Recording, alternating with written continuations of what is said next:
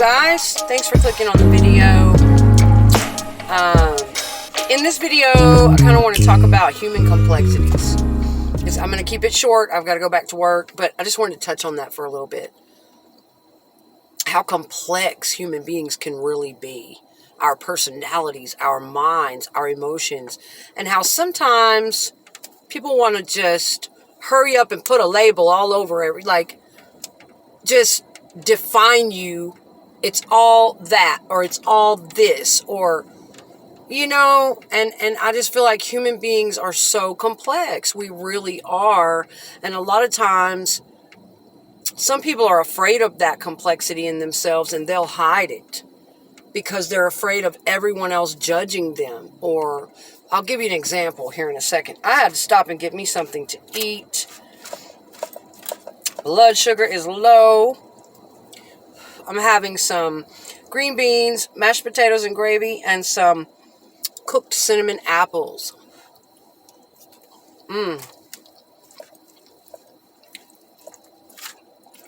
Veggies, y'all. Gotta have some veggies. Here. I don't want y'all to feel left out. So I'll show you. See it? Yep. I don't know if you can see it or not. Yep. Veggie plate. And no, I'm not a vegetarian. I love my meat. Don't get me wrong. I eat meat. But I don't always have to have meat. Sometimes I just want some quick veggies, something nourishing. And I live in the South. So, around these parts, a lot of times people have seasoned up things with bacon and sugar and, yeah, things I know that aren't good for you. And no, I don't eat that way all the time. I eat a lot of fresh produce too. But I won't lie. I can't say that I don't like it. Anyway, complexities with human beings.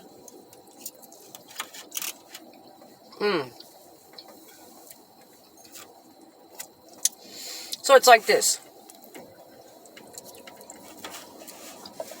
One time, it's starting to get dark. One time, I was discussing my father in a Facebook video. My father's been passed away for 7 years.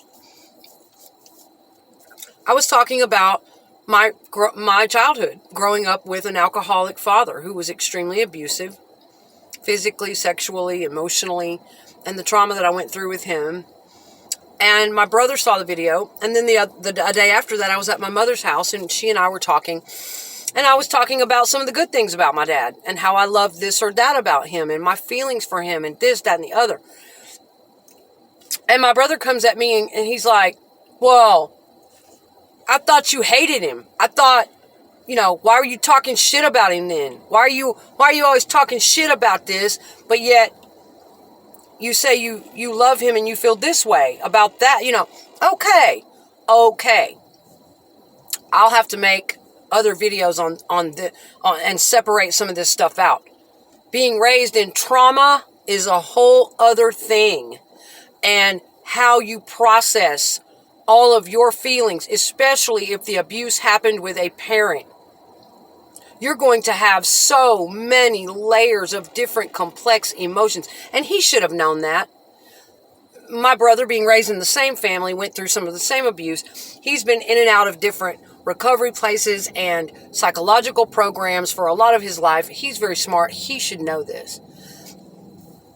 That it's not just one thing. You don't just, especially if it is a parent, you are still going to love that parent. As a child, that's all you had, you know, and the way they groomed you and manipulated you and taught your mind to be.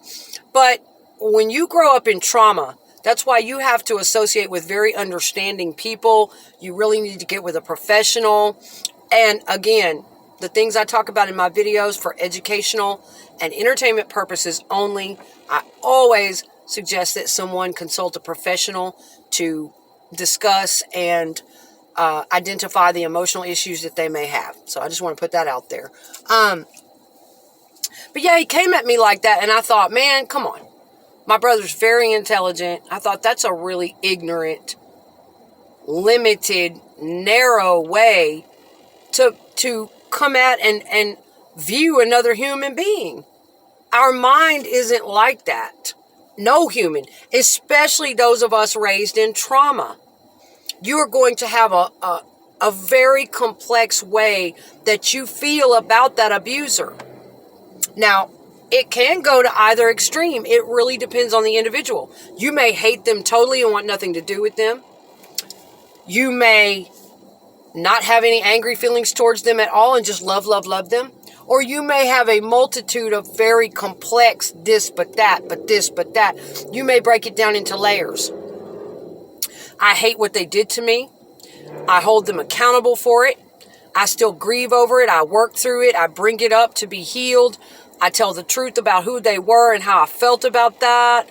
I talk about, that. But on the other level, I love them as a human, as my parent or my family or whoever this happened with. And I also remember the funny things about them or some of the loving things they did for me. You may have all of that going on at once, okay? And you're perfectly normal for it. And don't ever let anybody come at you and shut you down like you have to just feel one thing.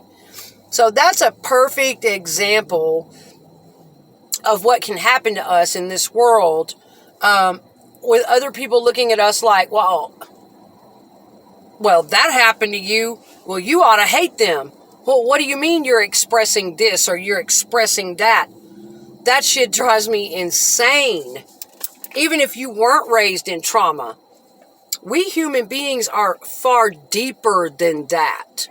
We are deep. We're complex. We feel a lot of different things because we see a lot of different things in other people,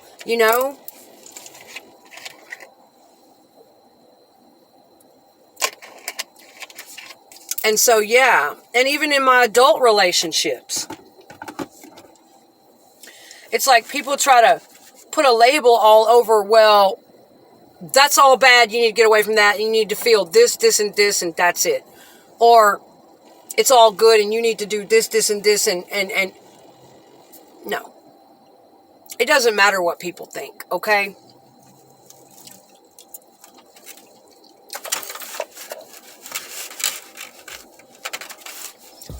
You may be going through a situation where you feel absolutely all of those things at once inside of one situation or with one person. Just because I want to hold someone accountable, or just because I want to express a negative, hurtful event that may have happened with a certain person in my life, be it family, relationship, friends, whatever. Just because we want to do that, and we might really get into that moment, we might be really angry, we might be expressing disdain for that person, hurt, betrayal, that's a part of working through things. I think that's a very normal human thing to do. But just because we do that, and we find ourselves talking like that, does not always instantly indicate, oh, she hates that person. She hates that person. She shouldn't be around that person. She has no good memories with that person. She's never had a good connection with that person. You see how limiting and narrow certain people can process things and view things, and it must be how they operate. Because I have literally had people come at me that way, and make remarks like that. Well, 1 minute you're doing this, and 1 minute you're saying that, and you're. I think that's very normal, especially for survivors of trauma. When you're raised in an environment like that, it does create a sort of cognitive dissonance, a sort of you have to compartmentalize a lot of things to survive in a family like that, and it's really important for a child who grew up in something like that to get therapy. to sort all that out, because yes, you do carry it into your adult relationships. It does set you up for future trouble. But definitely you will process things differently. But growing up in an environment like that, yes, the very person that you trust, the first, if you're female, the first male love of your life is your father, and for the boys, the female, the mother, that early caretaker, whoever it was, if, the very person that you were dependent upon, that you trusted, that, you're an infant, you're a toddler, you're a child, you don't know. And so that very early experience with them, if you were raised in trauma and abuse, oftentimes for some of us, it was loving and protective and safe. It's all we had. They gave us good times. Like my dad, it was complex like that. He bought me candy bars and sodas and let me listen to music. He made me laugh. He gave me a lot of fatherly affection, just normal fatherly affection. He was very mothering, sometimes almost more mothering than my own mother. When I got sick, he seemed to be more nurturing. There were lots of good times, but at the exact same time, he was a raging alcoholic, ragingly violent, physically abusive, sexually abusive. He was a very disturbed individual, lots of emotional problems, never got any help for any of it. All that was going on at once. So when you're raised in a complex environment like that, it does a number on your mind. Thank God I had mentoring and therapy early on, but I still struggle with some things today. I'm still learning, even in my 40s. So that's all I'm saying, is that creates something in your mind where you process things a little differently in your adult relationships, friendships. You see things a different way. And so for the people out in the world that just kind of narrow everything down, oh, well, she said this, so she must hate that person. Well, she said this, so why is she talking about good things about them today? Why is she talking about the time that they laughed and had a great time, and oh, she just loves that person so much? But just yesterday she was talking about they beat the hell out of her and did all these horrible things, and she was crying and she was so angry about it. That's called doing the emotional work, because you do feel all of those things at once, especially if it was a parent. You do feel all those things at once. And even in your adult relationships, even if you weren't born into trauma, human beings are complex. We can feel deep, deep love and admiration for someone for so many different things about them, and exactly the same time hold them accountable. They may have a terrible personality on the flip side, and they may do betraying things to us, and we can hold them accountable. We can be very angry at them. We can express our hurt, our pain, our rage, hold them accountable, whatever happened. Yes, that can all fit into that one brain. I mean, for some of us it can. For some of us, we feel and process all of that. It's in separate compartments, and it's important that we stay on our boundaries. We don't just let those people run over us or anything.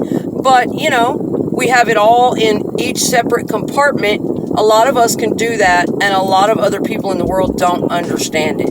They don't get it because, well, especially people who were raised in trauma, they know how to compartmentalize everything in its own little section, its own little compartment, and they had to in childhood to survive. So, yeah, absolutely.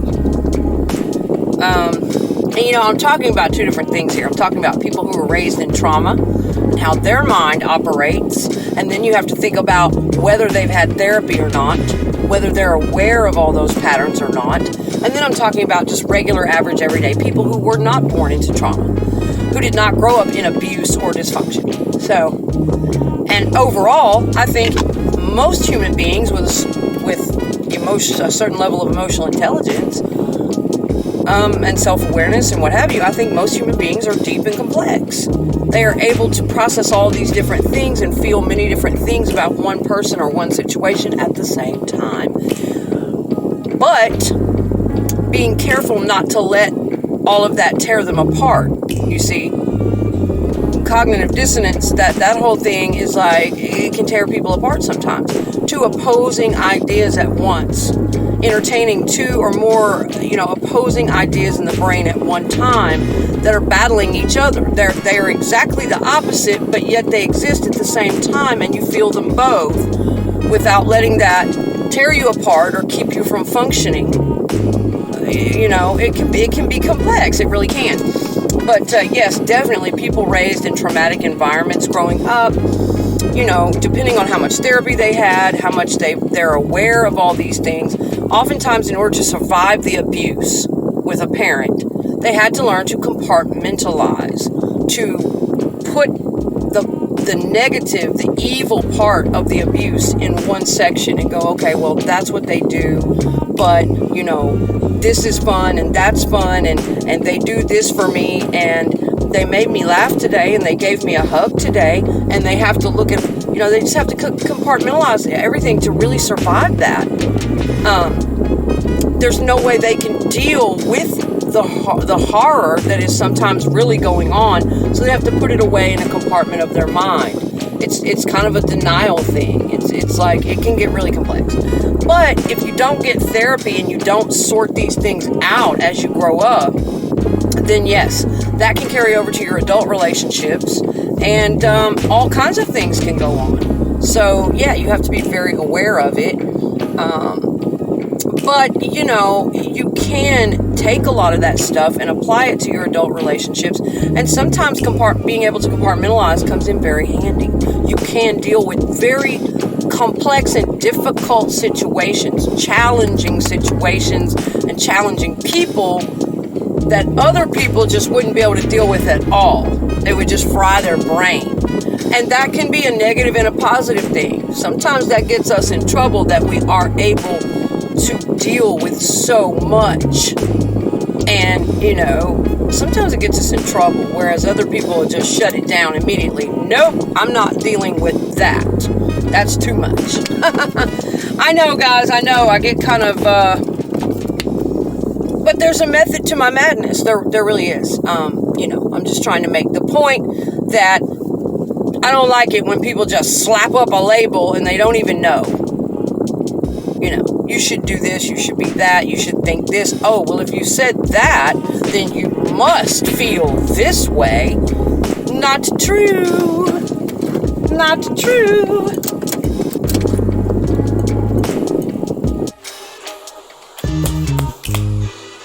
But yeah, some concluding thoughts. I've got Bewitched going in the background. I love Bewitched. Oh, this world,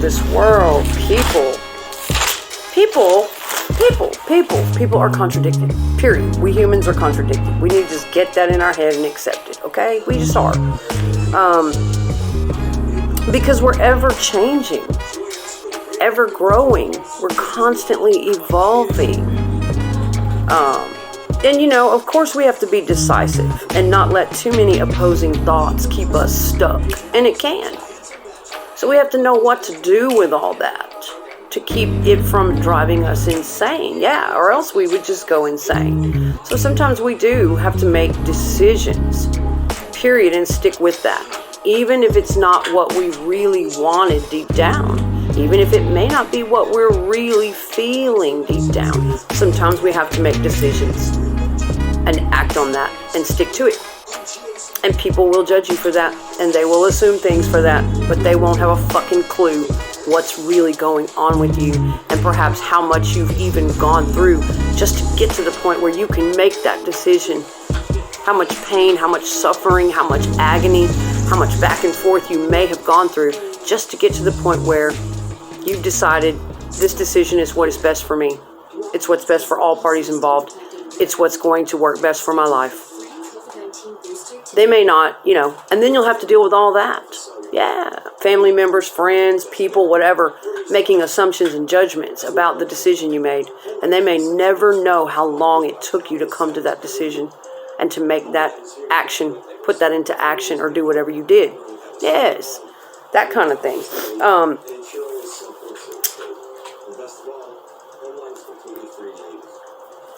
For instance, leaving someone you love.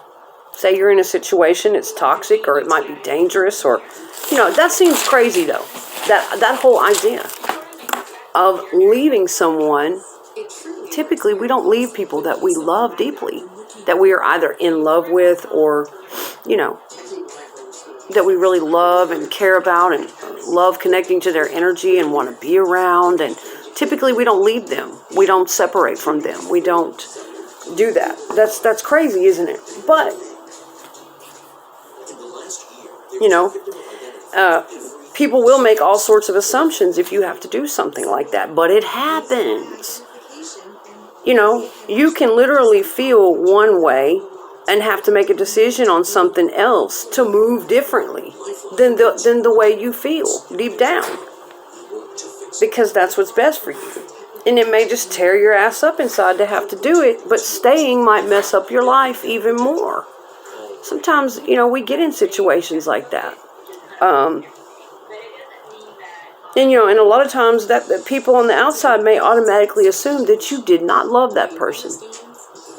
That you may have never had any love for them, or that you're not still in love with them, or that you don't care for them at all. Whatever.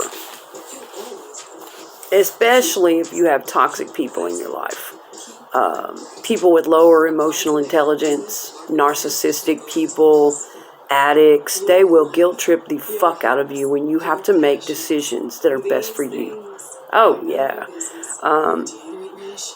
They'll twist your mind, make you doubt yourself, your true feelings. It can get crazy. You have to be very strong against things like that. They'll even get their friends involved. They'll get other people involved when it comes time for you to set a boundary or make a decision that includes protecting yourself, doing something that's best for you, and it may not benefit them anymore. And it gets hardcore. It can get hardcore. They can really turn up the pursuing you, the psychological abuse, the emotional abuse. They can get other people involved to really guilt trip you, make you doubt your decision, make you doubt your own feelings, gaslight you. And you're already going through a struggle in your mind because you feel one way and you're having to make a decision to move a different way. That is very heavy shit to deal with. You really need a support system when you're going through something like that. You really need a therapist, a counselor. Reach out to someone. It's important to have support when you're going through something that psychologically hardcore and heavy.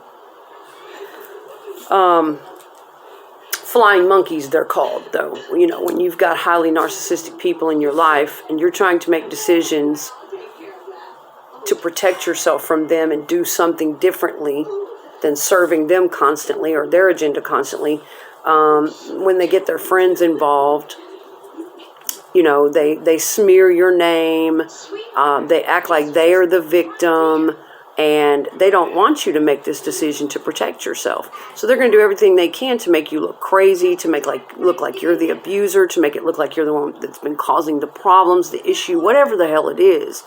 And this is all just to keep you under control, keep you stuck, keep you from making that decision. But you get what I'm saying? It's already hard enough for you in your own mind.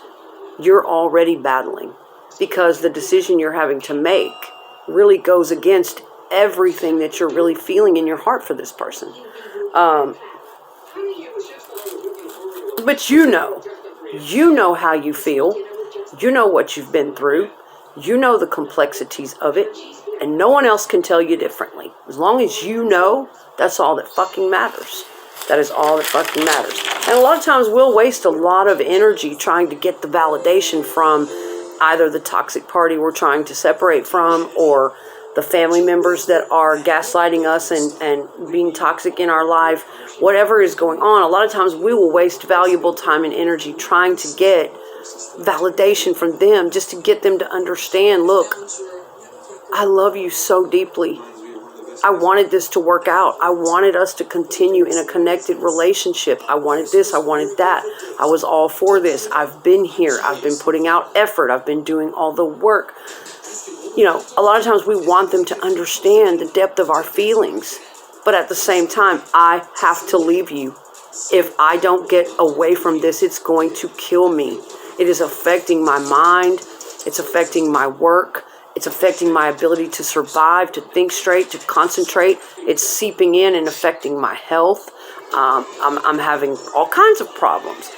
Sometimes we are caught in situations like that, where we love that person very, very deeply. It might be family. It might be a romantic partner. And nobody can tell you that you don't love them. Not the narcissist, not the toxic person you're trying to break away from, not their fucking friends, not their family, not your fucking friends, not anybody, not your therapist. Nobody can tell you that you don't genuinely and authentically love them. See, that's what an addict or a narcissist will try to get into your brain, to control you, to keep you from leaving, or to keep you from making the life change that you need to make, because staying connected to them has been hurting you. It possibly taken everything from you. It's hurting your health, your mental and emotional and spiritual life, all of that. You see what I'm saying? So yeah, a lot of times, don't you dare feel bad or alone. We have to make decisions about people and situations that are exactly the opposite of what we really feel inside. And yes, it's very possible to love someone who isn't good for us. And no, it's not always just a trauma bond. It's not always just because you're codependent. It's not always just because of some psychological label or some childhood pattern. Sometimes it just is deep and genuine love, that you have bonded with this person. You guys have had great times together. And that's real, authentic, and it's valid. And you can put that in a little box and nobody can ever take that. You can always have the beauty of that love. And you may feel so grateful that you got to do that, and it was beautiful in so many different levels. Nobody can take that, and nobody can piss on that and tell you that that wasn't real. You know, see, I'm aware of all of these layers. I know what part of my relationship is a trauma bond. He and I are both aware of it. We know what part of it is codependency. We know what part of it's abandonment issues on both of our parts. We know what part of it comes from our childhood. We know what issues exactly that we have to work on, that we have to be very aware of, that we've been rewiring and working on for years. And we also know that we do have a deep and genuine love for one another, that we are two human beings learning that came from bad childhoods, addiction in both families, addiction in both of us, all of these things.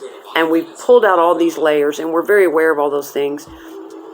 But his overwhelming lifelong alcoholism is why we can't be together.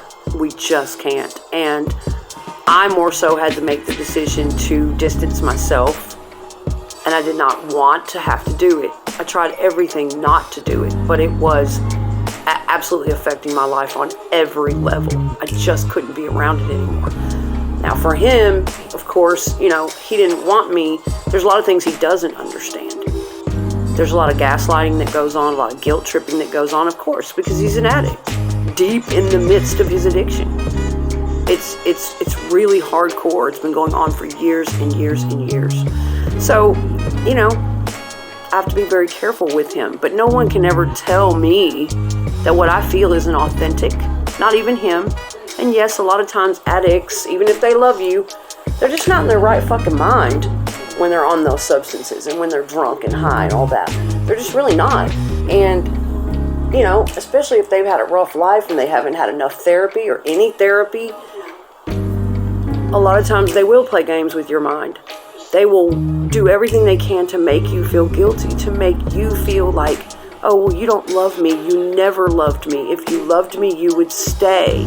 That's always you're going to hear that from an alcoholic, always, and from an addict or a narcissist. You're going to hear that, but it's not true. Don't let it seep into your brain. You know what you felt. You know everything you went through and the effort you put out, the devotion. You know. So don't let nobody can ever take that from you. That's yours, and it was real. And nobody can just tell you, oh, it was just this or it was just that. For me, it's fucking all of it. That's right. I'm that complex that I can see every fucking layer of it. Cool. And so